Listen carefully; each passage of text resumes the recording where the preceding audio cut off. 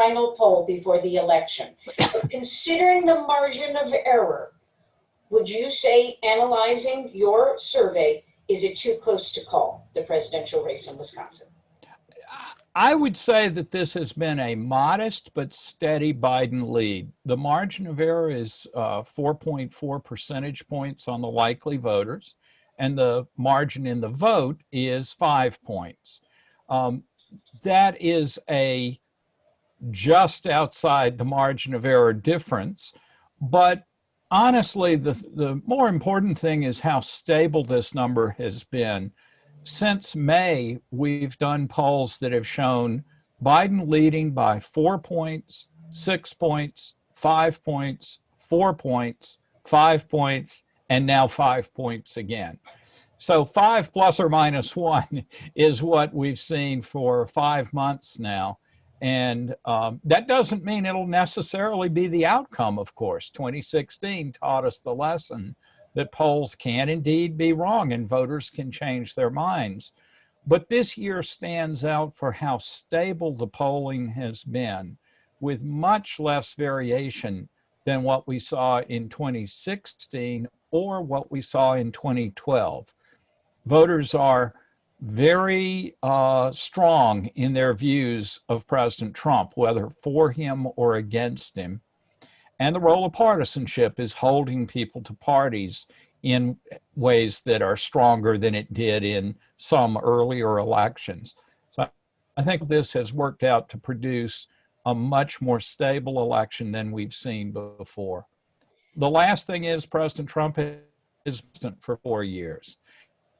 In 2016, he was somebody with a TV show and a reputation as a business guy, but he had never held public office. There was a lot of uncertainty about how he would perform as president.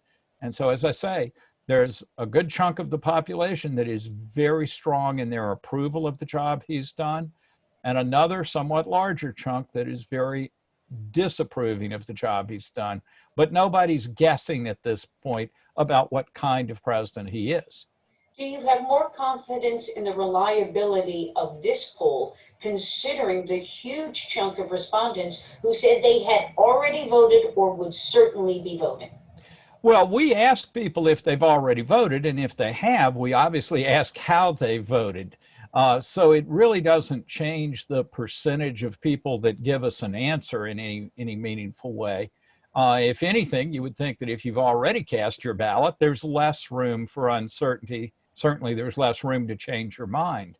Now, what we did see is that a bit more of the people who have an early vote, who have voted already, declined to tell us how they voted. It's about 8% of the sample, 8 or 9% of the sample of early voters.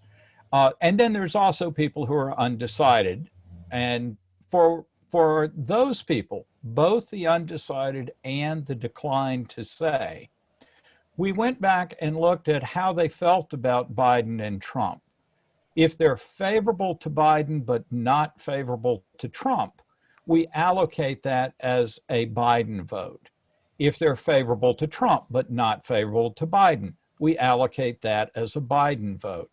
And when we allocate those undecideds and declined that way, Biden's vote goes up from 48 to 50%, and Trump's goes up from 43 to 45%, leaving the same 5% margin, and strongly suggesting that those folks who are reluctant to tell us their votes, but will tell us how they feel about the candidates, are probably splitting about equally, and that's exactly what we see in the data. Fascinating stuff. Do these polls help the campaigns or the voters? Well, my purpose is to help the voters, not to help the campaigns. The campaigns have all the polling in the world that they want. And in fact, that's the most important reason to me for why we need public polls. If we didn't have public polling by Marquette Law School, but by all the others that do public polling, then it would only be the campaigns and the interest groups that would know what the public thinks, and not the public at large. And when you've got self-interested actors in parties, candidates, and interest groups, they will only release polling that serves their agenda. The public polling has only the agenda really of releasing our polls for the public to know what's going on. And we're not infallible. Again, 2016 sure proves that. But I think the whole purpose here is so the public has a notion of what we collectively are thinking. And we hope that that helps us understand ourselves and the role we play in the democracy, not something that's tailored to help one party have an advantage over the other. Well, I'm going to ask you to draw on your experience as the leading expert on polling, because you certainly have come up with a great formula. The Marquette Law School Poll, often reliable, if not always reliable. Do you think the level of absentee ballots reflects a change in enthusiasm among the Wisconsin voter compared with other election years?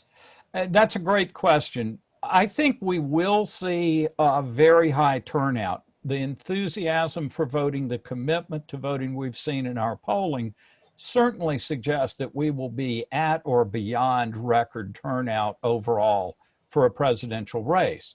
But that said, a lot of the early turnout are people that in the past would have voted on election day, and they're shifting their vote. That's not going to raise in itself overall turnout. It's rather the enthusiasm and the commitment to the candidates that I think will raise overall turnout. The only real concern about turnout to me is we're not certain what conditions will look like next Tuesday at the polling places. And if we run into problems of polling places that are short-staffed or long lines, that could affect the election day total vote. But you know, the election officials have been working very hard since April to prepare for this election in the midst of a COVID crisis. So I'm guardedly optimistic that we'll get through the day with only the usual number of problems. And one final question when it comes to the talk about COVID safety procedures. So many say, unfortunately, this issue has been politicized. Did you get a sense from your respondents in your survey? Were they answering based on politics, science, health, safety?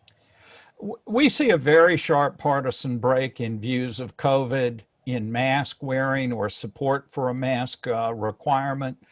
So yes, this is a politicized issue, and the two parties see it in very different lights. If anything, I would say Republicans minimize the risks and Democrats exaggerate the risks, but it produces a very large gap. And that carries over to seeing Democrats more likely to vote early, Republicans more likely to vote on election day, as well as their views of the president's performance handling COVID, as well as their own fear of COVID and what it could do to them.